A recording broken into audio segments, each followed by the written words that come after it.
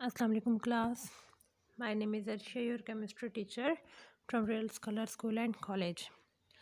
Uh, Environmental chemistry atmosphere. Today our topic is the global warming and acid rain. So let's start the topic. What is global warming? Global warming occurs when carbon dioxide and other pollutants and greenhouse collect in the atmosphere and absorb sunlight and solar radiation that have bounced effect on the earth. अब इसका मतलब क्या है कि global warming क्या है? Global warming actually जब भी आप देखें कि हर चीज़ क्या हो रही है, उसकी बर्निंग हो रही है, उसकी बर्निंग के रिजल्ट में कार्बन डाइऑक्साइड प्रोड्यूस हो रही है, क्योंकि जैसे जैसे ह्यूमन एक्टिविटीज़ इंक्रीज़ होती जा रही हैं तो उनके लिए जो आप सोर्सेज कहते हैं जिसके लिए बर्निंग ज़रूरी है, लाइक उन वो अपनी जो भी रिक्वायरमेंट्स उनको पूरा करने के लिए एनर्जी के लिए बर्निंग करते हैं किसी भी सब्सटेंस की, देन उसके रिजल्ट में कार्बन डाइऑक्साइड प्रोड्यूस होती है। इसके अलावा ह्यूमन एक्टिविटीज़ की वजह से कार्बन डाइऑक्साइड प्रोड्यूस हो रही है, इंक्रीज़ हो रही है। जब कार्बन डाइऑक्साइड का लेवल इंक्रीज़ हो रहा है और दूसरे पोल्यूटेंट्स जो कि हमने प्रीवियस लेक्चर में डिस्कस किए थे, जब ये पोल्यूटेंट भी इंक्रीज़ हो रहे हैं जिसकी वजह और ग्रीन हाउस इफेक्ट जो गैसेस जो हैं, ग्रीन हाउस गैसेस जो है वो कलेक्ट हो जाती हैं इन एटमॉस्फेयर, और जब वो गैसेस इकट्ठे हो जाती हैं तो वो सनलाइट को एब्जॉर्ब करना शुरू कर देती हैं। नॉर्मली क्या होता है, सनलाइट आती है अर्थ के साथ, वो क्या करती है अपनी रेज को वो क्या करती है वहाँ पर स्ट्राइक करती हैं, देन वो रिफ्लेक्ट बैक हो जाती हैं, जिसकी वजह से क्या होता है कि जो कुछ रेज एब्जॉर्ब हो जाती हैं बाकी की जो है वो रिफ्लेक्ट बैक हो जाती हैं। लेकिन green house gases and other जो कार्बन डाइऑक्साइड की इंक्रीज़ होने की वजह से गैसेज एब्जॉर्ब हो जाती हैं, एटमॉस्फेयर में ज़्यादा एब्जॉर्ब हो रही हैं। जब ज़्यादा एब्जॉर्ब हो रही हैं तो वो क्या काज कर रही हैं, सोलर रेडिएशन जो है वो ये अब that have bounced of the earth surface, अब वो क्या करती हैं कि वो एटमॉस्फेयर का टेम्परेचर इंक्रीज़ कर रही हैं। जब वो टेम्परेचर इंक्रीज़ कर रही हैं, कार्बन डाइऑक्साइड इंक्रीज़ हो रही है, टेम्परेचर इंक्रीज़ हो रहे हैं, और इसकी दूसरी रीज़न जो है वो ये ओजोन लेयर डिप्लीशन भी है। अगर ओजोन लेयर की ओजोन लेयर डिप्लीट हो रही है तो direct sunlight without any filtration directly sunlight जो है वो एंटर हो रही है एटमॉस्फेयर में, एंड वो रिफ्लेक्ट बैक नहीं हो रही, मीन्स की रेज वापस नहीं जा रही हैं, अंदर ही एक वहाँ पर कलेक्ट हो रही हैं, ज़्यादा एब्जॉर्ब हो रही हैं, जिसकी वजह से अर्थ का एटमॉस्फेयर इंक्रीज़ हो रहा है। अब आप देखिए डे बाय डे अर्थ का एटमॉस्फेयर इंक्रीज़ होता जा रहा है, जिसकी वजह से यहाँ पे जो सीज़न है वो भी चेंज हो रहे हैं, गर्मियाँ बहुत शदीद हो रही हैं। अब यहाँ पे आप देखें कि फॉर एग्जांपल आप कहते हो कि ये सन है, ठीक है, सन से इसकी रेडिएशन आई, अर्थ के साथ स्ट्राइक की, देन ये बाउंस बैक हो गई। अब कुछ सोलर रेडिएशन रिफ्लेक्ट बैक हो गई अर्थ की सरफेस से, और जो बाकी हैं कुछ एब्जॉर्ब हो गई।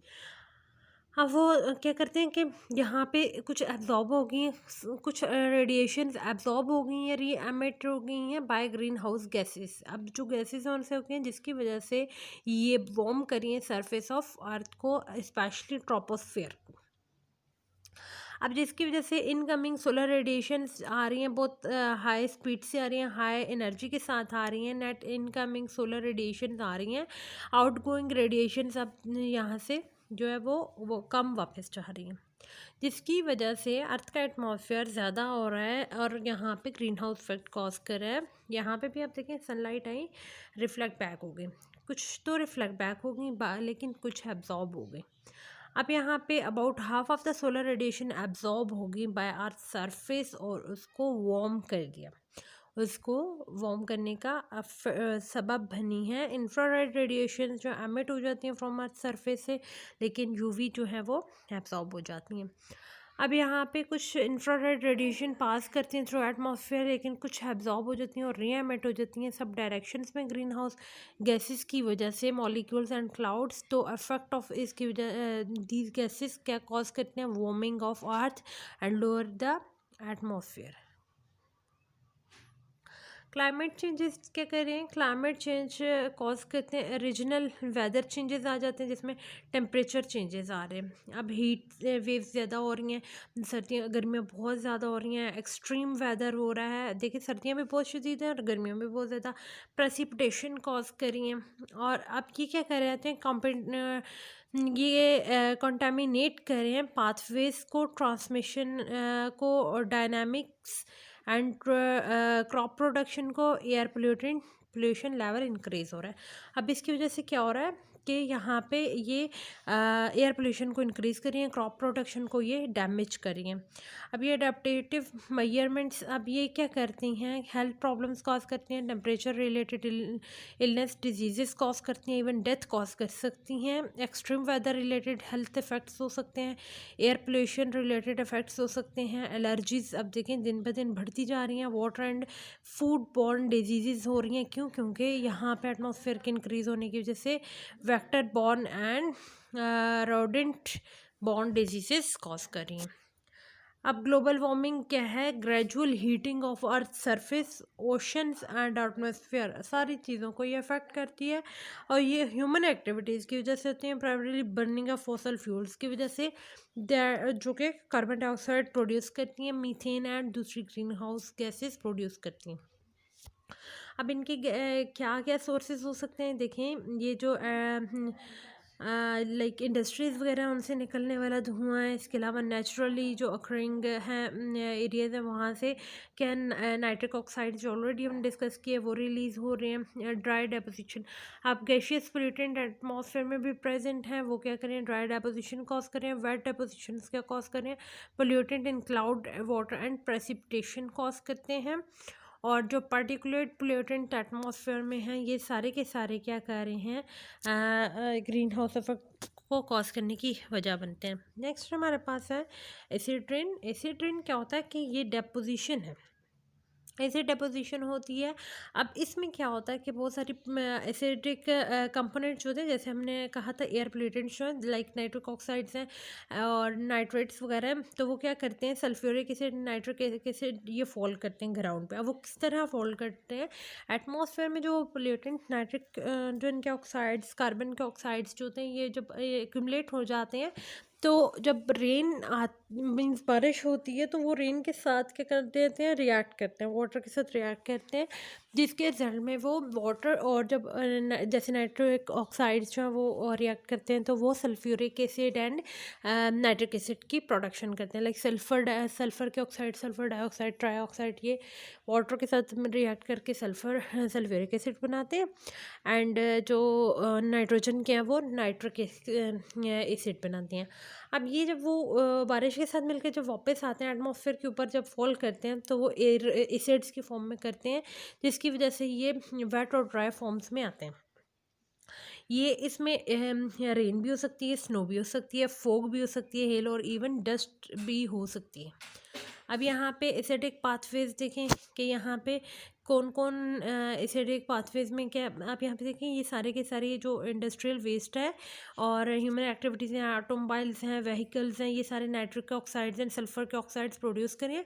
जब ये जा रहे हैं क्लाउड्स में तो उनके साथ ये रिएक्ट कर रहे हैं, मीन्स वाटर कॉन्टेंट के साथ रिएक्ट करके क्या कर रहे हैं, सल्फ्यूरिक एसिड, नाइट्रिक एसिड बना के वापस अर्थ पर in the form of acid rain आ रहे हैं, जो कि कॉज ये कहाँ आ रहे हैं, देखें अर्थ के लैंड के ऊपर भी आ रहे हैं और वाटर में भी आ रहे हैं।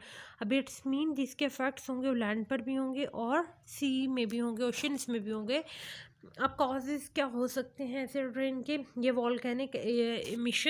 अब इसमें जो नेचुरल कॉजेज़ हैं, वॉल्केनिक एमिशंस हैं, बायोलॉजिकल प्रोसेसेस हैं, लाइटनिंग है, ये सारे क्या करते हैं, एसिड रेन को कॉज करते हैं। वॉल्केनिक एमिशंस, वहाँ पे भी ज़ाहिर है एसिड्स प्रोड्यूस होते हैं, मीन्स के वो वहाँ पर क्या करते हैं कि जब वो वॉल्केनिक एमिशंस होती हैं तो वो वाटर के साथ ये nitric oxides and sulphur oxides, sulphur के ऑक्साइड्स मिलकर एसिड्स बनाते हैं। इसके अलावा बायोलॉजिकल प्रोसेसेस भी बनाने में हेल्प करते हैं, लाइटनिंग भी हेल्प करती है। और जब एंथ्रोपोजेनिक कॉजेज़ में जैसे फैक्ट्रीज़ क्या है, ज़ाहिर है वो सबसे बड़ा सोर्स है sulphur and nitric oxide, nitrogen के ऑक्साइड्स को प्रोड्यूस करने के, तो वो सबसे ज़्यादा जो है वो कॉज करते हैं। फिर इनको मोटर व्हीकल्स, ऑटोमोबाइल्स वगैरह होते हैं, ये तो भी काफ़ी प्रोड्यूस करते हैं। Coal based power plants and domestic fire smelters, ये सारे क्या करते हैं, एसिड रेन कॉज करने में बहुत इंपॉर्टेंट रोल प्ले करते हैं। अब यहाँ पे आप देखेंगे वेपर्स जा रहे हैं सी से, पानी मीन्स के वाटर वेपर्स के फॉर्म में जा रहा है। अब यहाँ पे लाइक ये फैक्ट्रीज़ का एमिशन हो रही है, और यहाँ पे ये जो व्हीकल्स वगैरह हैं इनसे हो रही है, और यहाँ पे आप फॉरेस्ट वगैरह इनसे क्या हो रही है कि यहाँ पे सल्फ़र के ऑक्साइड हैं, नाइट्रिक ऑक्साइड्स बन रहे हैं, और sulphur dioxide and nitrogen dioxide बन रहे हैं। ये वाटर वेपर्स के साथ कंबाइन होते हैं, ये अपटेक हो जाते हैं। ट्रांसपोर्टेशन एंड रिएक्शंस, अब कैसे रिएक्शन होंगे वाटर के कंटेंट के साथ इनका, जब ये कंबाइन होंगे तो सल्फर डाइऑक्साइड वाटर से मिलकर सल्फ्यूरिक एसिड बनाएगा, नाइट्रोजन डाइऑक्साइड वाटर के साथ मिलकर नाइट्रिक एसिड बनाएगा। अब जब वो बारिश होगी इसके साथ, ये जो रेन है मीन्स अब इसमें वाटर के साथ sulphuric acid and nitric acid भी हैं, वो क्या हो गया, एटमॉस्फेयर पर वापस आ जाएंगे, जिसकी वजह से अब वो किसको अफेक्ट करेंगे, वो फॉरेस्ट को अफेक्ट करेंगे, वो लैंड को करेंगे, वो ओशंस को करेंगे, अंडरग्राउंड वाटर को इवन कॉज कर सकते हैं। इन्वायरमेंटल इफेक्ट में क्या होता है, वाटर एंड मेरीन लाइफ को ये अफेक्ट करते हैं। Extinction of fish in lakes, क्यों, क्योंकि जब वहाँ पे इस तरह का एसिड रेन आती है तो वो क्या, जब फिशेस वगैरह को हार्मफुल के लिए हार्मफुल है। Flora, plants, forest and crops को अफेक्ट करते हैं। लीफ नेक्रोसिस मीन्स के लीफ की शेडिंग एंड उनकी लीव्स जो है वो शेड डाउन हो जाते हैं due to accumulation of different waste. Tissue damage कर देते हैं, death of the whole tree कर सकते हैं। सॉइल में improper growth of plants and trees, plants and trees की ये इम्प्रॉपर ग्रोथ इसमें रिस्पिरेटरी प्रॉब्लम्स कॉज कर सकते हैं।